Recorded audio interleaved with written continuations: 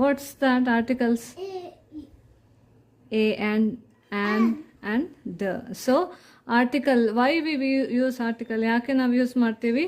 V have to tell something with the particular. Clear ಆಗಿ ಒಂದು ವಸ್ತು ಬಗ್ಗೆ ಮಾತಾಡುವಾಗ ನಾವು ಆರ್ಟಿಕಲ್ಸನ್ನು ಯೂಸ್ ಮಾಡ್ತೀವಿ, ಅದನ್ನ ನಾವು ಪರ್ಟಿಕ್ಯುಲರ್ ಆಗಿ ಹೇಳಲಿಕ್ಕೆ.